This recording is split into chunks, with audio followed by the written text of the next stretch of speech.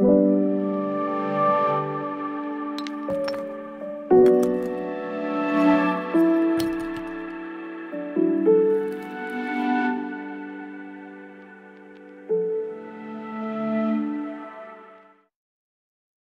à tous et bienvenue. C'est encore pour moi un privilège d'apporter ce message dans la série « La puissance du jeûne et de la prière ».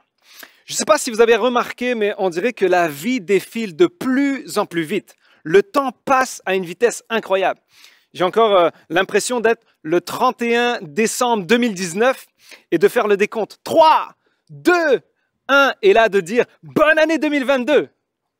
On dirait que qu'est-ce qui s'est passé entre ce temps-là? On dirait qu'on nous a volé des années de notre vie incroyable. Le temps passe à une vitesse incroyable. C'est paradoxal parce que le monde est comme un peu en stand-by, mais tout va plus vite. La société n'a jamais eu autant de rebondissements, plus de rebondissements que jamais. À la maison, il y a plus peut-être de choses à gérer. Il y a peut-être des enfants qui sont nés durant ces 2 dernières années aussi. Au travail, il y a plus de problèmes à résoudre. Et dans tout ça, et puis le travail des fois est rendu à la maison, et l'école aussi à la maison, et on repart et on revient. Et tout fonctionne de plus en plus vite. On dirait que le monde va plus vite, le temps passe plus vite.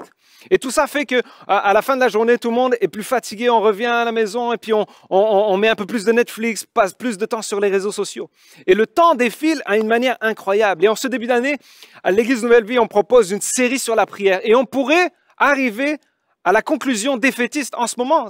Le temps passe tellement vite que personne n'a le temps de prier.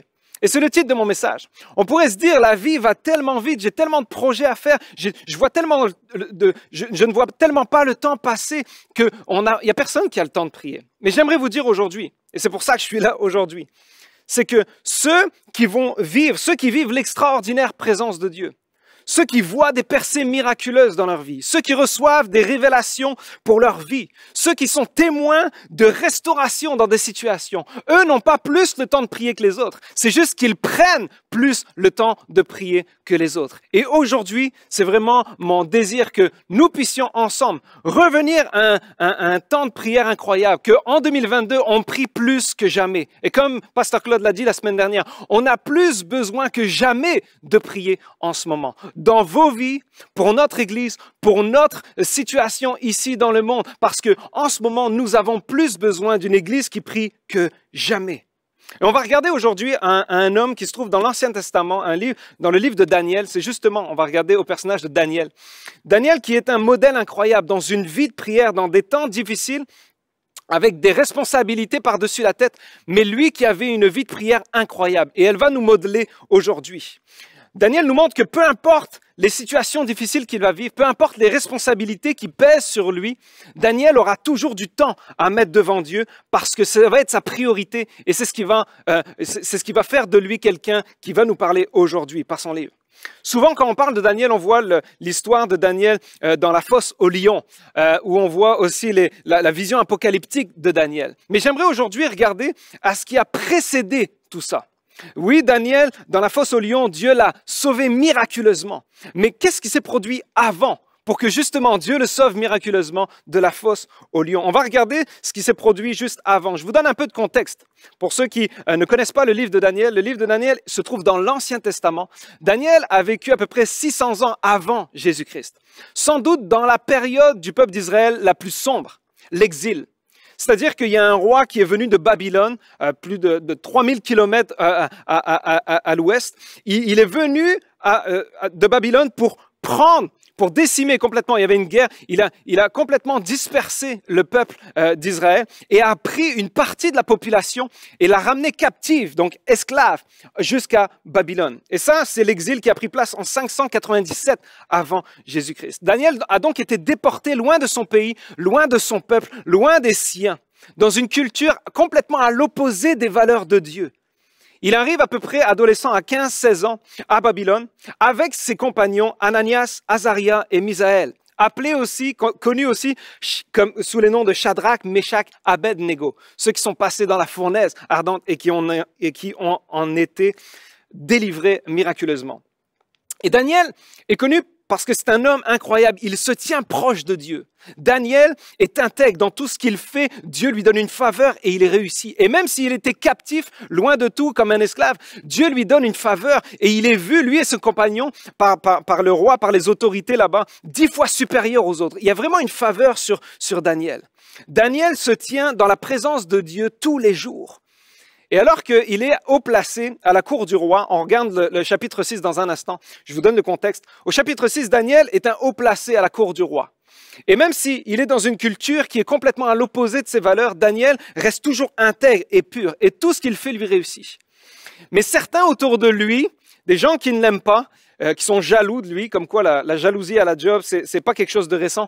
Ils veulent faire comme, ils veulent le faire périr. Ils veulent lui prendre sa place. Et dans ce temps-là, ils n'étaient pas tendres. Donc, ils vont essayer de faire quelque chose, de trouver un piège pour piéger Daniel, pour qu'ensuite, eux puissent prendre sa place. Donc, ils vont aller voir le roi Darius à l'époque, le roi de Babylone, et pour qu'il publie un décret disant qu'il y a une interdiction de prier quiconque, à part le roi Darius, pendant 30 jours, parce qu'il savait que Daniel était quelqu'un qui était dévoué dans ses temps de prière. Tous les jours, il priait.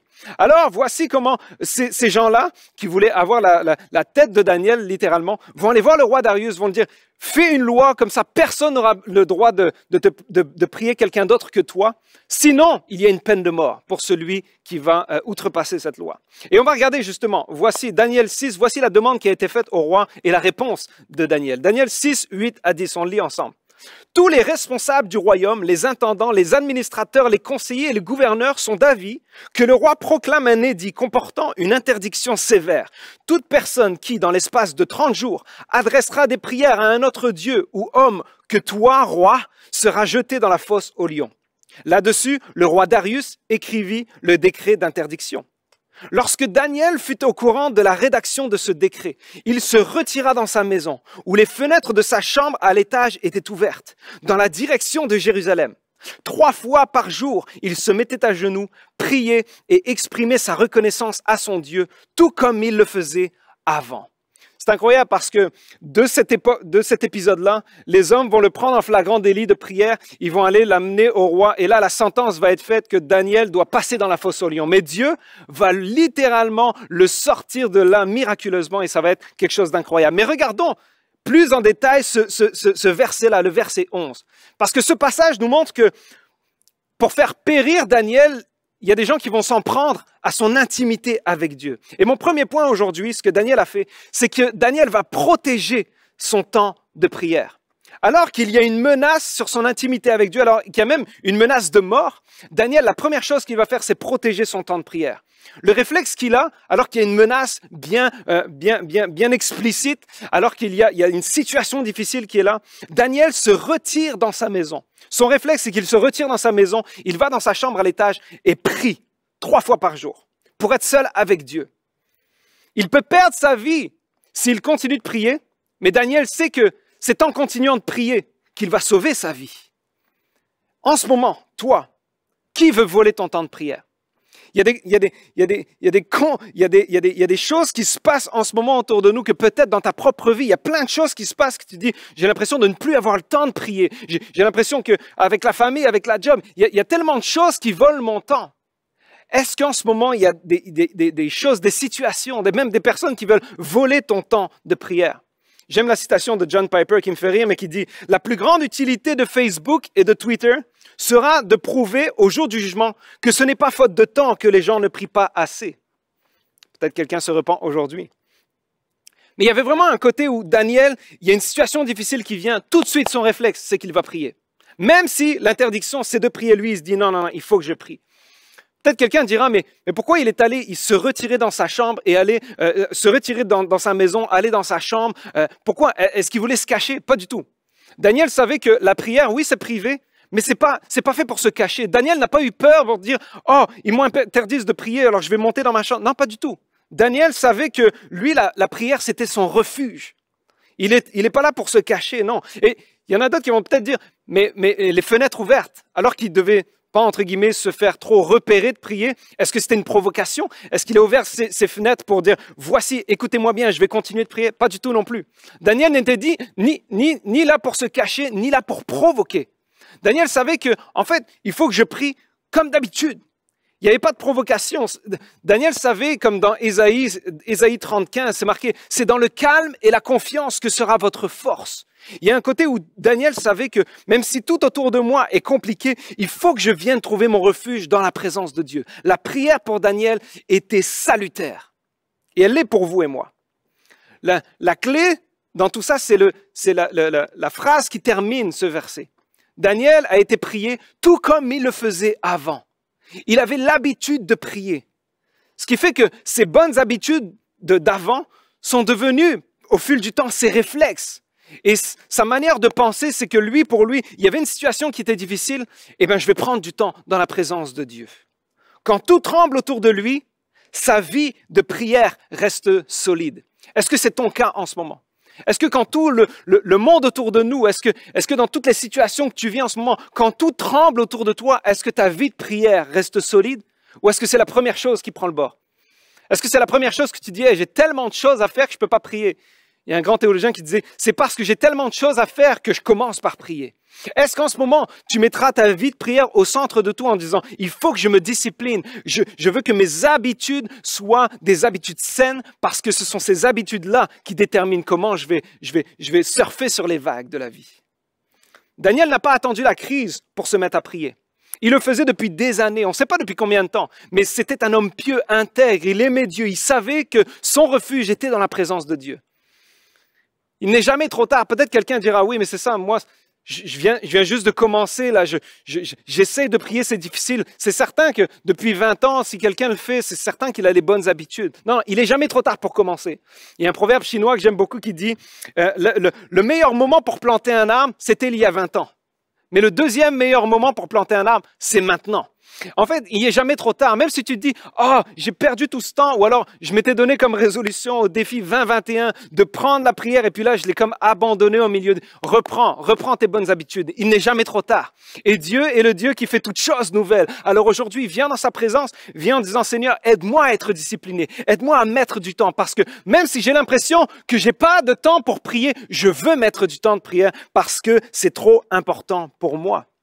Alors qu'on a fait un sondage au début de cette série, on a un peu sondé vos habitudes de prière. Et il y a une statistique qui est revenue qui était intéressante, c'est que près de 64% des répondants considèrent le manque de discipline comme la principale raison qui les freine de prier plus. Donc, il y en a, ils disent, j'aurais plein de sujets, mais c'est juste que j'arrive pas à être discipliné, j'arrive pas à mettre ça dans mon horaire. Je veux prier aujourd'hui pour que le Saint-Esprit puisse vous convaincre de mettre du temps dans votre journée. Le matin, peut-être vous levez plus tôt. Il y a un temps que tu dois aller t'emparer parce que Dieu a des choses à te donner, à te révéler que tu ne peux que recevoir quand tu pries. Les circonstances sont changeantes, mais pour Daniel, la prière ne change pas. Est-ce que toi, en 2022, tu resterais discipliné? Il y a une citation qui dit « Les gens qui ont du succès font constamment les choses que les autres ne font qu'occasionnellement. » Est-ce que tu veux être celui qui se dit non, moi je vais être habitué, je vais être discipliné tous les jours, je veux mettre du temps à part pour Dieu parce que si tu mets du temps pour écouter Dieu, Dieu va certainement te parler. Est-ce que je peux entendre Amen? Dans les commentaires, voir un petit peu du monde qui dit on est d'accord avec ce que tu dis. Il y a un point intéressant dans ce verset 11, c'est que Daniel prie en direction de Jérusalem, dans la direction de Jérusalem. Qu'est-ce que ça veut dire pour nous? Quand on étudie, c'est que Daniel fait référence directement à des prophéties qui ont été faites avant lui. Dans l'Ancien Testament, dans 1 Roi 8, 48-49, c'est Salomon, alors qu'il a fait la construction du temple, là où la présence de Dieu va résider sur terre, alors qu'il y a une dédicace du temple, Salomon fait une prière, et dans sa prière, il prophétise que même, parfois, il y a le peuple qui va être en exil, et voici ce qu'il dit. 1 Roi 8, 48-49. « S'ils reviennent à toi de tout leur cœur et de toute leur âme, dans le pays de leurs ennemis qui les ont emmenés captifs, s'ils t'adressent des prières, les regards tournés vers leur pays que tu as donné à leur père, vers la ville que tu as choisie et vers la maison que j'ai bâtie à ton nom.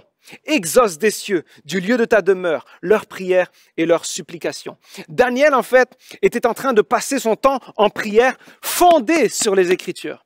Est-ce qu'en ce moment, toi, tu peux dire, oui, dans mes temps de dévotion, dans mes temps de prière, je lis, je prie, je demande à Dieu, je remercie, je mets du temps de louange. Est-ce qu'en ce moment, tes prières sont directement reliées à la parole de Dieu? Parce que c'est ça le fondement de tout.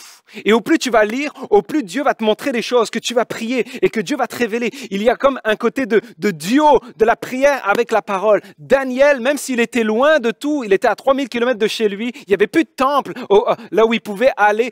Il y a quelque chose que Daniel, dans sa prière, se réfère à la parole.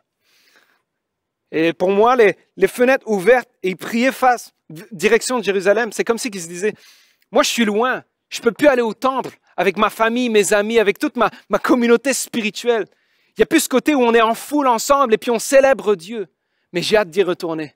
Et les mains tendues, peut-être à genoux, il disait, j'aspire juste à y retourner. J'espère que c'est ta prière aussi. Alors qu'on est encore en ce moment tous confinés les uns les autres, chacun chez soi. J'espère que dans tes temps de prière, tu dis, Seigneur, je prie pour l'Église et j'ai hâte d'y retourner. J'ai hâte que quand les portes vont réouvrir, on va y aller avec la famille, les amis, avec les gens qu'on ne connaît pas, mais qui se seront ajoutés parce que Dieu ajoute à son Église ceux qui sont sauvés en ce moment. Et il y a quelque chose de fort. Je crois qu'il y a une bénédiction incroyable quand les gens se rassemblent dans le lieu. Daniel était là face à Jérusalem en disant, je me souviens quand j'y allais. Je me souviens et j'espère y aller. Nous, on a hâte de vous recevoir ici à l'église. On a hâte de revoir le peuple, de chanter ensemble, de célébrer ensemble, de prendre la communion ensemble. Il y a quelque chose de fort à être ensemble. Le texte nous dit, même s'il avait beaucoup de responsabilités, Daniel, alors qu'il était un haut placé à la cour du roi, il aurait pu dire, non, j'ai pas le temps de prier. Non, pas du tout. Daniel priait 3 fois par jour, comme pour couvrir l'ensemble de sa journée. J'imagine s'il priait le matin, il couvrait toute la matinée. S'il priait le midi, il couvrait toute l'après-midi. S'il priait le soir, il couvrait toute la nuit. Pourquoi? En y réfléchissant, je me suis dit, peut-être que Daniel, alors que lui était habitué à prier, dans les moments de crise, là où il y a une menace de mort directement sur lui, il s'est dit, il faut que je me tienne dans la prière comme jamais. Parce qu'il y avait peut-être des pensées de découragement, il y avait peut-être des pensées justement de menaces de mort qui disaient, qu'est-ce qui va se passer? Est-ce que je ferai juste arrêter de prier pendant 30 jours et puis je reprendrai? Il a dû y avoir du doute, même si Daniel était un homme intègre et qui avait la faveur de Dieu, il était comme vous et moi. Des fois, ça me rassure de voir des gens incroyables, mais qui avaient une foi en Dieu. Mais ils devaient vivre du découragement, comme vous et moi. Alors que 3 fois par jour, il allait dans la prière, c'était un refuge contre le découragement peut-être. Et en tout cas, pour nous, la prière est un refuge contre le découragement, contre les pensées qui viennent nous assaillir. Et nous en vivons tous. J'ai été surpris, même si ce n'était pas comme incroyable pour moi, mais j'ai été surpris de voir que même les plus grands motivateurs, ceux qui nous font rire, ceux qui encouragent tout le monde, qui sont des influenceurs incroyables, vivent du découragement. J'ai regardé Will Smith. Will Smith, c'est une des célébrités que je suis depuis que je suis quasiment tout petit avec le Prince de Bel-Air, The Fresh Prince. Il y a comme quelque chose où il est une figure de rire, de fun, et puis il est quand même un artiste accompli entre producteur, acteur, chanteur dans le cinéma, les séries. Tout ce qu'il fait lui réussit quasiment. Mais alors que je regardais un peu ces émissions où il se remettait en forme physique, The Best Shape of My Life, c'est ça le titre sur YouTube. Et alors que je regardais ces émissions, à un moment donné, c'est incroyable, il y a des millions qui sont mis là-dessus, c'est une production incroyable. Il part à Dubaï avec des athlètes pour se remettre en forme et le but, c'est qu'ils perdent du poids.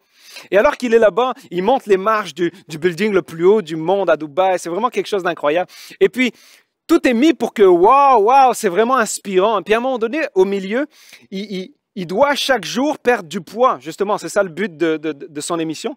Mais à un moment donné, ça ne fonctionne pas. Au lieu de perdre du poids, il en gagne.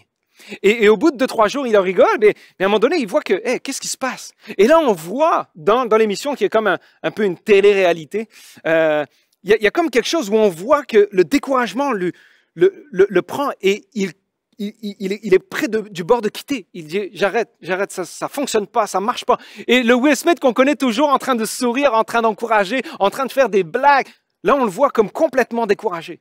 Et alors que je voyais ça, je me disais, waouh, même à lui, ça lui arrive.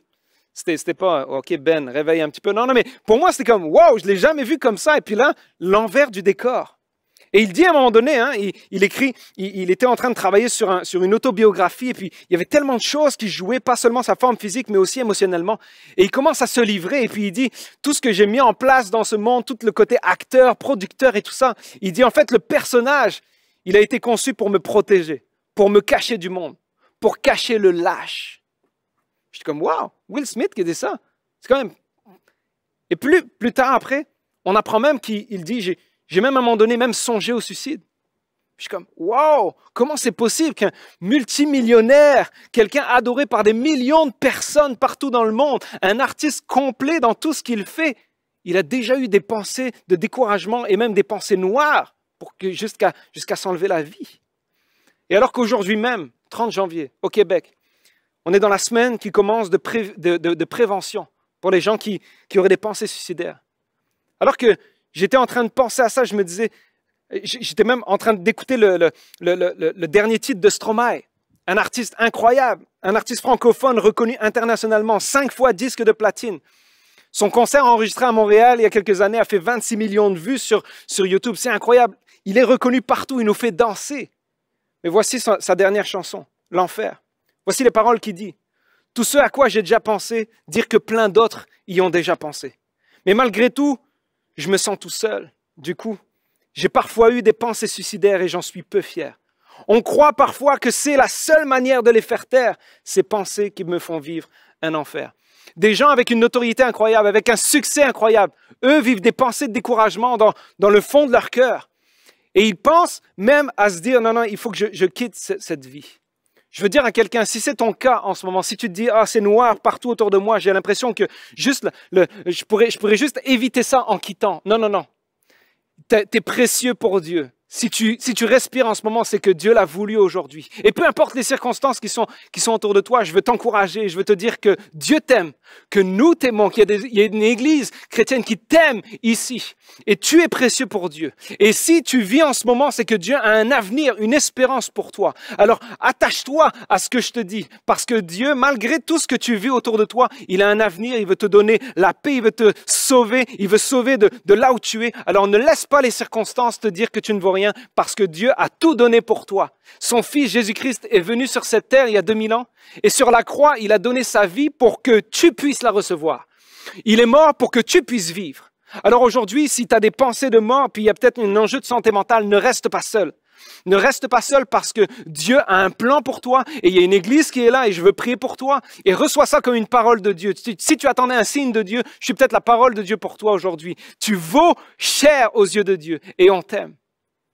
Mais alors que je voyais toutes ces personnes-là avoir des pensées suicidaires, Daniel avait une menace de mort qui pesait sur lui. Si tu continues de prier, la mort va venir et puis tu vas passer par une sentence. Mais au-delà de tout ça, malgré tout ça, malgré ce qui pesait sur lui, il priait 3 fois par jour. Il allait dans la louange, dans l'adoration même. Le texte nous dit qu'il était à genoux, comme un symbole. Je veux être humble devant Dieu. Il était en train de prier comme dans le combat spirituel. Et il louait son Dieu. Il était là, même si tout était autour de lui, il avait quand même le cœur qui était en fête parce qu'il disait, je veux juste remercier Dieu pour qui il est. Parce qu'il est Dieu au-dessus des cieux. Il est le Dieu au-dessus de mes tempêtes. Il est le Dieu au-dessus de tout ce qui se passe de mauvais en ce moment. Et même s'il est plus grand, il est plus puissant, essaye de m'enlever ma vie appartient à Dieu et je ne crains rien. C'était ça dans ces temps de louange, dans ces temps de prière, que Dieu était en train de façonner son esprit, en train de restaurer son âme. Tu as peut-être besoin en ce moment, toi, de te mettre à genoux et de dire, Seigneur, je veux reconnaître que tu es bien au-dessus de tout et au-dessus de mes pensées. Mais je veux rendre mes pensées captives au nom de Jésus-Christ et que tout ce que je vis soit selon ta volonté, Seigneur. Quand toutes les voix autour de lui, l'oppression, accusation, Daniel, lui, il allait chercher la consolation, la direction et la restauration en Dieu. Et Daniel va protéger son temps de prière, on l'a vu. Il va être seul avec Dieu, mais Daniel a Dieu aussi, et c'est mon deuxième point. Daniel va aussi devoir partager son temps de prière. Et on va regarder, on était dans le chapitre 6 de Daniel, on va revenir au chapitre 2. Daniel arrive et je vous donne un peu le contexte de cet épisode-là. le roi de l'époque de Babylone reçoit une vision, et une vision qu'il ne comprend vraiment pas.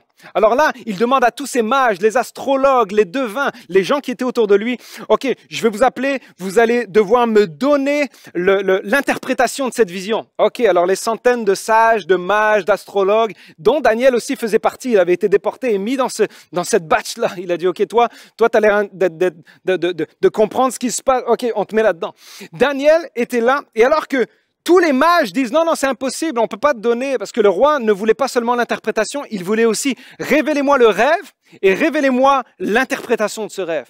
Et là, plus personne n'y arrive, tout le monde essaye, les mages essayent de contourner. Alors le roi, par une fureur incroyable, il dit ok, si c'est cela, si vous n'êtes pas capable, je veux tous vous voir morts. C'était des despotes à l'époque. Alors là, il y a une sentence de mort.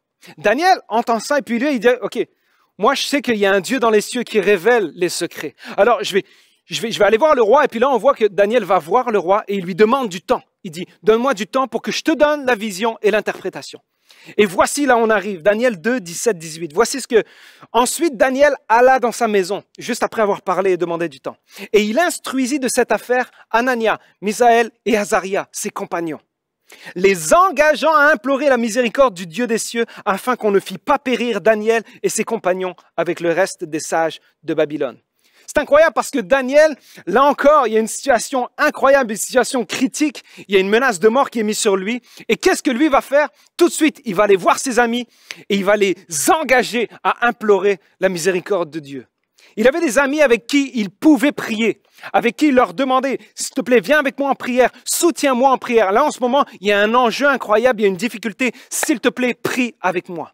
Il les a engagés, comme aujourd'hui, nous, on vous défie à prier. On est encore en ce moment dans le défi 2022, et puis si tu l'as pas commencé, il est jamais trop tard. Tu peux commencer le jour 1 en ce moment pour 22 jours, mais on t'engage, on te défie à prier, parce que celui qui prie va implorer la miséricorde de Dieu, et Dieu va venir et changer les situations, changer nos cœurs, changer les situations autour de nous, parce que Dieu, la prière du juste a une grande efficacité. Alors mets-toi dans une disposition de prière, parce que Dieu veut se révéler à toi.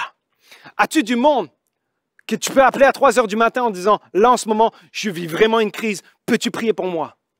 As-tu 2-3 personnes que tu peux appeler? Je ne te demande pas 20-30 personnes, non, as-tu 2-3 personnes que tu peux appeler? Peut-être des gens autour de toi qui sont matures spirituellement, qui peuvent te comprendre sans te juger parfois. Et dans le sondage qu'on a fait avant cette série, on a demandé sur les habitudes de prière et justement, est-ce que vous priez en groupe? Et le sondage révèle, près de la moitié des répondants disent ne pas avoir de moments pour prier et partager avec d'autres chrétiens ou ont des moments, des fois, de façon irrégulière. Je me disais, c'est une personne sur 2 qui a répondu au sondage qui n'a personne de manière régulière chaque semaine ou peut-être plusieurs fois dans le mois à dire « Hey, j'aimerais qu'on prie pour ça, j'aimerais qu'on célèbre pour ça, j'aimerais vous confesser cela, j'aimerais qu'on questionne ça, j'ai lu ça, je me pose des questions. » Il y a une personne sur 2 en ce moment qui n'a pas de groupe.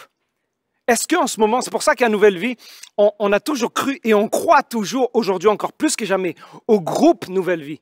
Il y a plus de 140 groupes en ce moment qui se réunissent, des gens en ce moment, oui c'est virtuel, mais c'est une manière incroyable de se connecter ensemble, de parler, de s'encourager, de s'exhorter, de prier les uns pour les autres. Parfois c'est moi qui ai besoin de prière, parfois c'est toi qui as besoin de ma prière. Mais on a besoin d'amis qui prient pour nous et avec nous. Quand tu vis une crise dans ton mariage, tu n'as pas besoin de quelqu'un, un ami à ta job, peut-être qui disent « Hey, de toute façon, une de perdue, disent de retrouver. » Non, tu n'as pas besoin de ce genre d'amis qui te conseillent. Tu as besoin des frères et des sœurs qui disent « Hey, on connaît la puissance du miracle et on va prier pour toi. » On s'engage à prier et même à jeûner pour toi. Et dans cette situation difficile que tu vis, les promesses de Dieu sont réelles et le mariage est tellement sacré pour Dieu qu'on va prier pour qu'il y ait une restauration de ce mariage. Tu as besoin des frères et des sœurs comme ça. On a tous besoin des gens autour de nous. Alors que Daniel était là, Daniel pouvait partager son besoin avec ses amis. Il avait des amis de qualité. Je vous rappelle que Shadrach, Meshach, Abednego sont ceux qui sont passés dans la fournaise ardente. Ils sont rentrés 3 et ils sont sortis 4 parce que Dieu était avec eux. Ils étaient proches de Dieu eux aussi. C'était des amis qui étaient intègres devant Dieu, matures spirituellement. Et eux, ils disaient...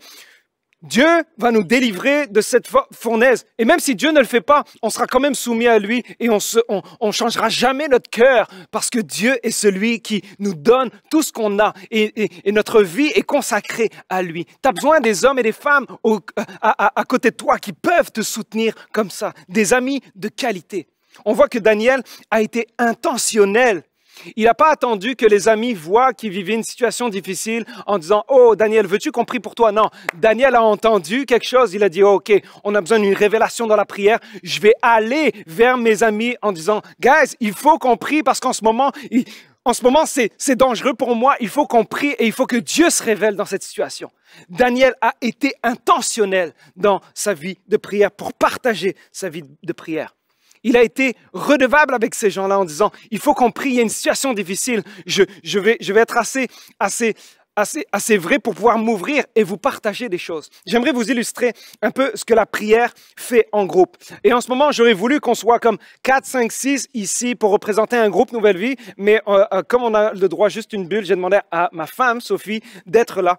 Et je voudrais juste illustrer la prière. La prière en groupe, c'est de se mettre les uns à côté des autres. Et imaginez, on serait 4, 5, 6 peut-être là. Et à chaque fois qu'on prend le temps de prier, c'est comme si on envoie un lien, on tisse des liens ensemble. Imaginez, il y a 4, 5 personnes. Et à chaque fois qu'on prend le temps de partager sur la parole, à chaque fois on tisse des liens encore plus forts.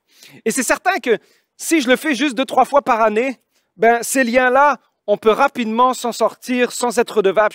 Je peux rapidement sortir de là. Par contre, si je le fais chaque semaine avec des gens que j'ai confiance, des gens qui peuvent prier pour moi, des gens qui s'engagent à jeûner pour moi parce que je vis des situations difficiles, des gens avec qui je peux être redevable en disant, gars, en ce moment, je passe par une situation difficile, mais j'ai besoin de toi. Au plus je vais le faire, au plus les liens vont être forts.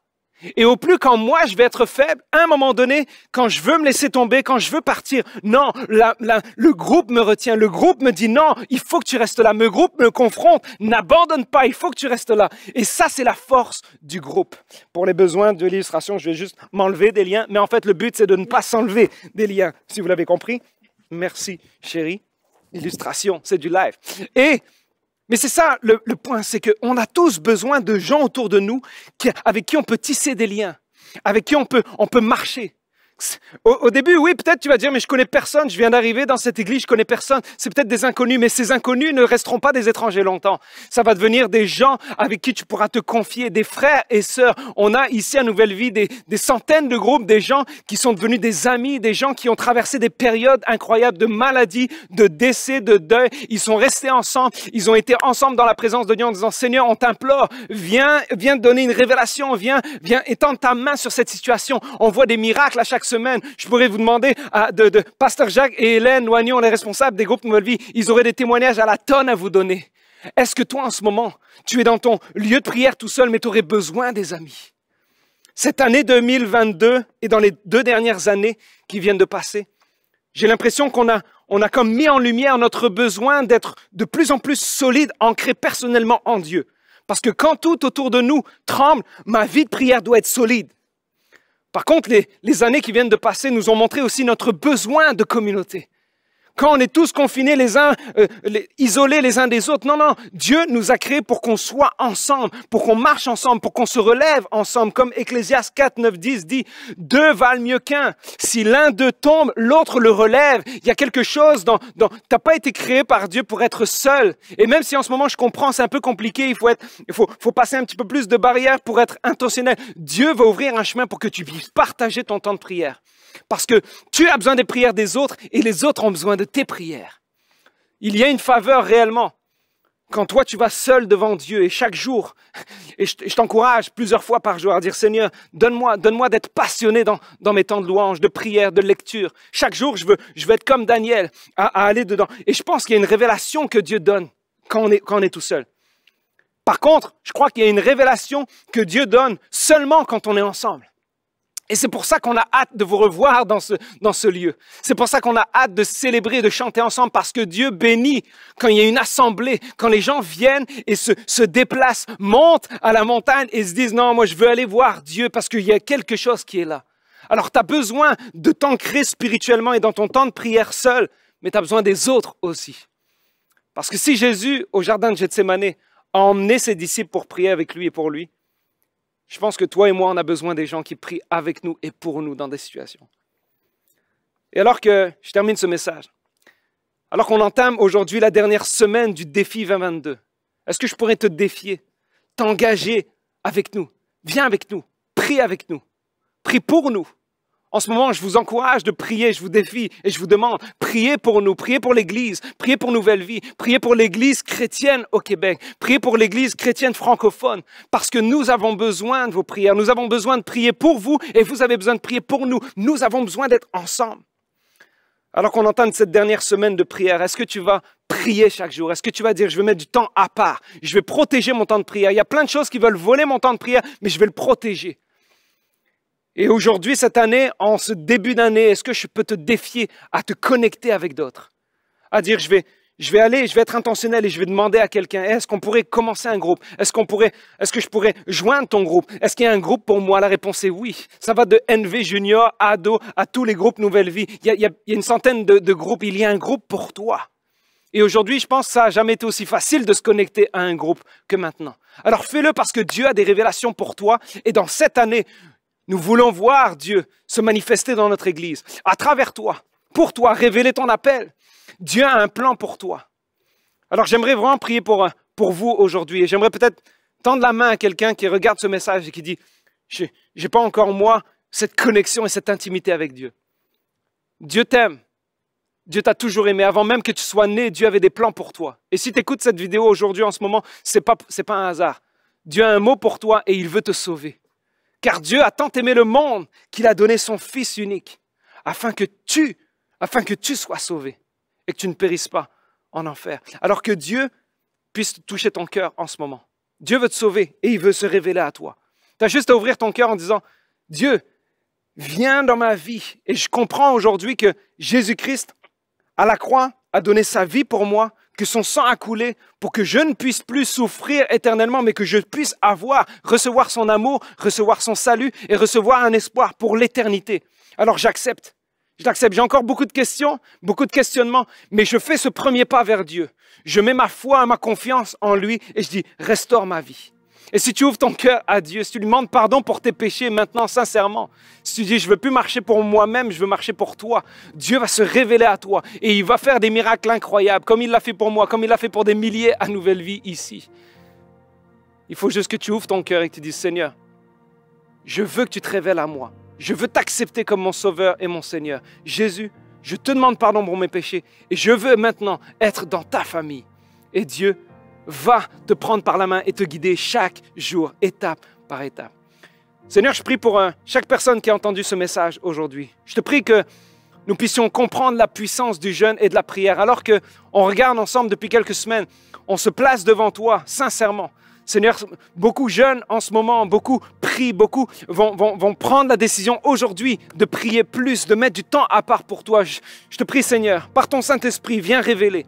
Viens guérir, viens restaurer, viens faire toutes choses nouvelles. Seigneur, nous avons besoin d'une nouvelle étape avec toi. On veut être renouvelés, Seigneur. Et ceux qui écoutent ce message et qui te connaissent depuis 30 ans, Seigneur, viens renouveler leur intelligence, viens renouveler leur passion pour toi. Seigneur, donne-nous un cœur nouveau, donne-nous un cœur enflammé plus que jamais, pour que nous puissions passer du temps dans ta présence et pour que tu puisses nous montrer qui tu es chaque jour de nos vies, que tu puisses te révéler à nous et également à travers nous. Seigneur, mets des gens autour de nous, mais des gens qui vont nous marcher avec nous dans la prière. Donne, Seigneur, à chaque personne d'être bien entourée de frères et de sœurs qui vont prier avec eux. Seigneur, merci parce que tu pourvois à tous nos besoins et merci parce qu'à chaque fois qu'on vient vers toi, toi tu es là. À chaque fois qu'on s'approche de toi, toi tu t'approches de nous.